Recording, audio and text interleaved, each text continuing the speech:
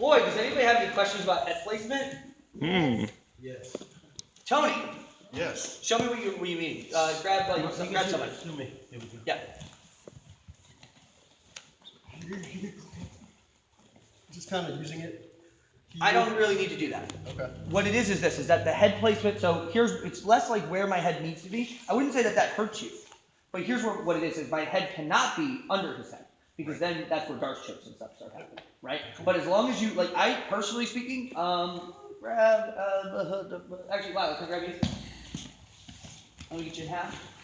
I personally, if I'm up here, I like to be able to, I like space. Because if Lila were to try say you try to pummel your right arm through, you know how to do like a darts chip, basically? So let's say you would try to grab like a guillotine or something, just kind of with your left arm try to grab over my head.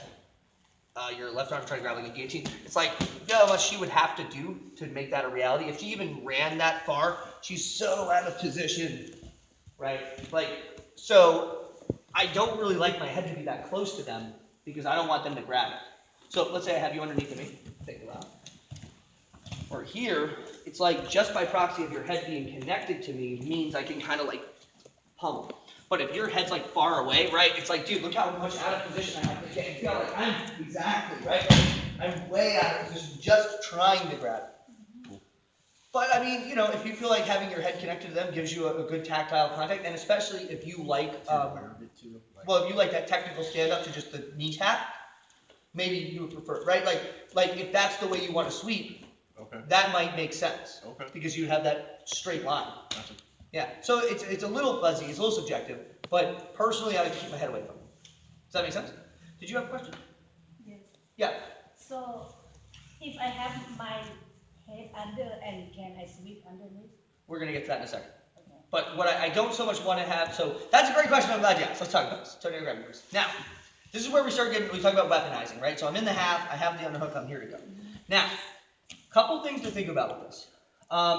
The question that I think is worth asking to begin with, because I think most people in this room have probably seen the old school sweep series at some point, right? Like the basic idea of the thing. There's a question worth asking to begin with, before I even start delving into any of the movements. Where do I start, right? Where do I begin with the series? Because quite often, some people will say start with the old school sweep, where you trip them that way. Some people will say start with this sweep, that sweep, okay. Here's a good rule of thumb to follow in general. It's not to say it's going to be accurate every single time, but it's pretty reliable most of the time. Always start with the thing that generates the most amount of momentum.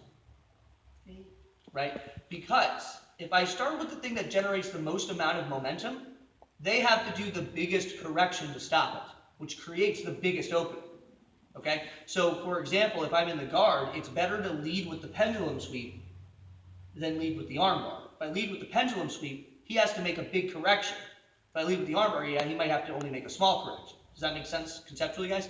So, meaning that, and we're going to go into this sweep, can you just stay up in your hand? We're going to go into this sweep more next week, but I could just pummel under, and grab the ankle, and position out, and take him over, or whatever, right? The problem is, if that fails, he doesn't have to do that much to prevent that from succeeding. Meaning, say you're underneath of me, and then you go for my ankle or whatever to get to that, and I'm just here. Well, now it's if you try to barrel roll me, you're using all this effort, right? Mm-hmm. You see what I'm saying, guys? So now he's kind of gone for the least momentum generating, the least forceful path, but as a result of that, he creates the least amount of momentum, the least amount of mobilization.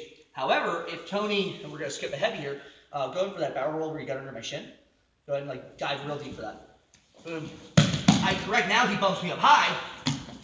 So rather than that, bump me up high to your chest, grab the ankle, and trip me backwards. And then go up chinnies. Yep. See, by generating all of that momentum, the transition from one to the other is very fluid. You see what I'm saying? He has to make or rather in that case, I had to make a big correction to prevent the sweep from happening. And as a result, I create a big opening. So, we lead with the barrel roll. We lead with the barrel roll because the barrel roll is going to create the biggest situation, the most amount of corrective behavior on his end. Does that make sense, guys? So, how do we do this? Let me get you back. Now, the first thing I want to talk about is sort of tactically what wants to happen here, okay? Let's rotate a little bit to the left. Perfect. Okay? What I want to create is him driving into me, right? Just a little. Drive into me. That's what I want, okay? Go back. So, there's a couple ways I can make that happen. If you guys remember, we drilled this on Wednesday, or Friday, last Friday. I can't remember days. My brain. Because you treat too Right. much to me. Maybe. He gets a whizzer. I'm trying to take us back. He's fighting that. Boom. And there's nobody, right? Likewise, we're here. He's chasing me. He's chasing me. He's chasing me. Boom. Right? Even if let's say rotate a little bit back. If we're stillness, he's not chasing me. Maybe he's being kind of conservative. Maybe I just like push into him. And he pushes back. Whatever. But the point is what I want to get is his weight and his force going toward me. Does that make sense, guys?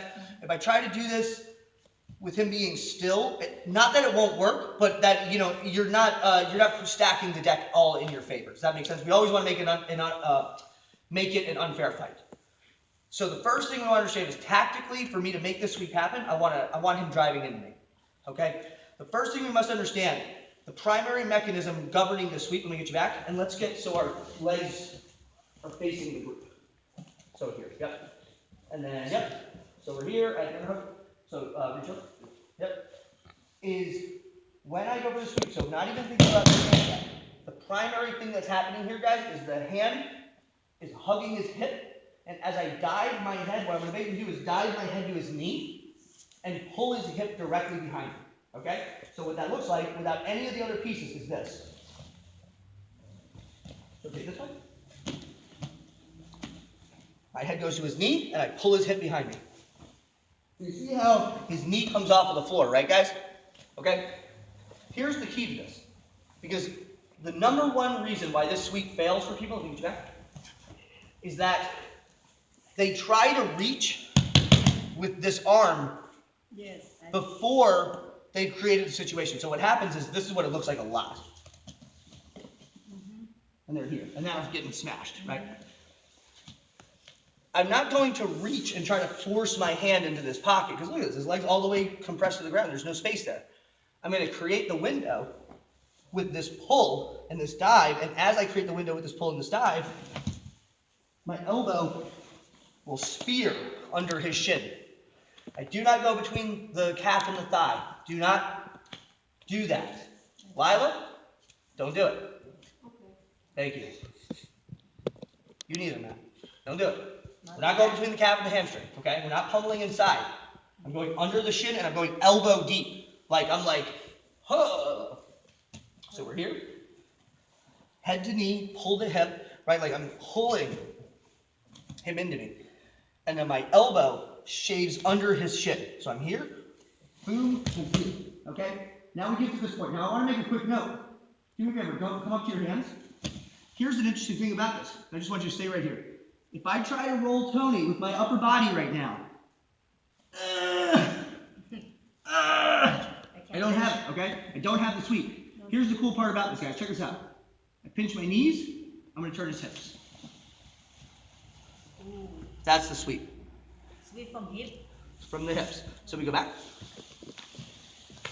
So once I'm diving, we're freezing a moment in time, obviously. But as I'm rolling, as he goes, step my leg out. Shoulder to the hip. From here, square up, keep the shin, and work your way to your position. Pummel, control that. So let's put that all together. Let me get you back in the half guard. From here, I dive, head to knee, pull the hip, right? So maybe I drove in, he drives in, boom, here I am. Now I'm pausing in the middle, but when we do this real time, we're not going to pause. From here, my knees are clamping, and I'm rolling his hip to the floor as I step out. Square up, control the hip, and settle the position. So we'll do that one more time. You want to see that? Sure. Ben, can I grab you off? We're here. I'm in the half.